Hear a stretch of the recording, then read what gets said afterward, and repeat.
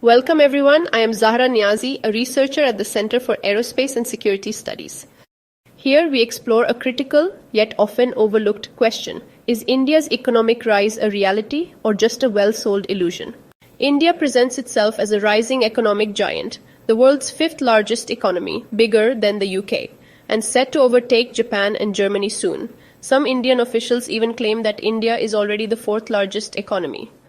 Sounds impressive, but when we look closely, the picture isn't so bright. India's development model is not just weak, it's hollow. Behind the shiny headlines are deep social problems, rising inequality, and poor quality of life for the majority.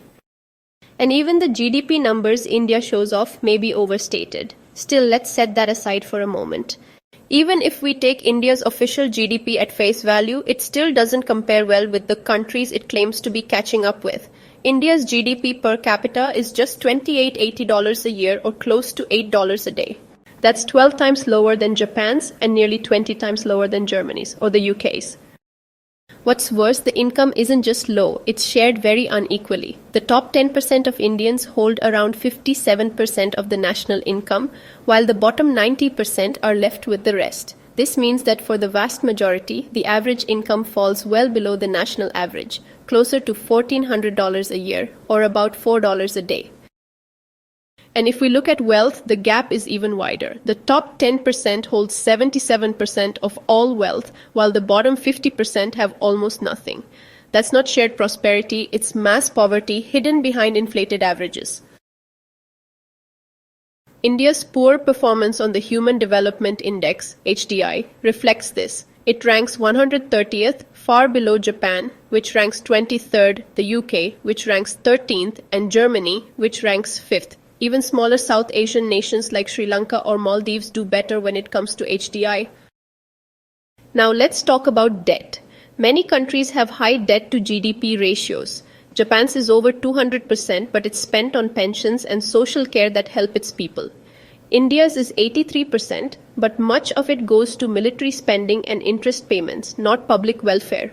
What's more, this is higher than Pakistan's debt to GDP ratio, which was 69.2% at the end of 2024, even though Indian media often call Pakistan the one in economic trouble. And now, back to the GDP figures that India keeps repeating. Multiple economists have raised concerns that these numbers are not reliable. For instance, Professor Arun Kumar, a respected Indian economist, says India's real economic growth may be closer to 2%, not the high rates that are officially reported. In 2019, Arvind Subramanian, India's former chief economic advisor, published a study at Harvard showing that India changed its data sources and methodology after 2011 to 12. These changes made growth look stronger than it really was, and international institutions kept using the inflated data. It means India's story of economic success is carefully crafted but not fully true. A few rich billionaires and a growing tech sector don't hide the fact that most Indians are being left behind. It's time to look past the headlines, because behind the glossy narrative, India still has a long way to go. Thanks for tuning in. Do visit CASS website for more updates.